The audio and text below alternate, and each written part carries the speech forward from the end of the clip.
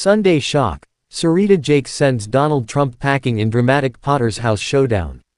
In a move that has left the nation stunned, Serita Jakes, wife of the renowned Bishop TD Jakes, made headlines by reportedly asking Donald Trump to leave the Potter's House during Sunday service.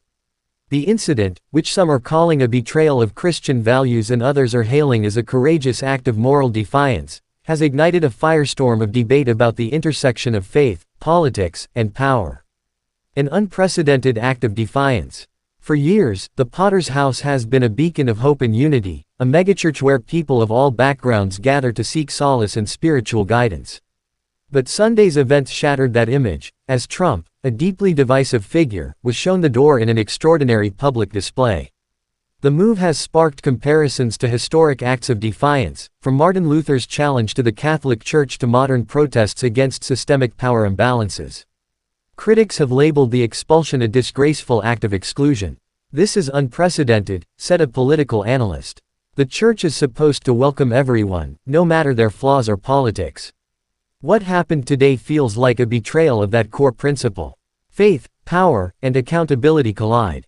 Supporters of Serita Jakes argue that the act was not about politics but about preserving the integrity of the church. Donald Trump's presence symbolized everything that faith is not supposed to be: arrogance, divisiveness, and a hunger for power, said one attendee. As a leader in the church, Serita Jakes had a responsibility to protect the sanctity of the space. Yet many fear the decision could backfire, alienating churchgoers who believe in the redemptive power of forgiveness and inclusivity. Critics argue that actions like these deepen the nation's cultural and ideological divides, turning houses of worship into battlegrounds for political fights. A broader struggle for the soul of the nation. This dramatic moment at the Potter's House is emblematic of a larger fight playing out across America, a struggle between tradition and progress, between the desire for unity and the reality of polarization. Trump, a figure whose presidency shattered norms and emboldened millions, has once again become a lightning rod for controversy, even in spaces meant to transcend politics. Analysts warn that the implications of this act could ripple far beyond the church walls. The country stands at a crossroads, one commentator observed. If faith leaders take sides in political disputes, they risk losing their moral authority. But at the same time, silence can feel complicit. It's a no-win situation.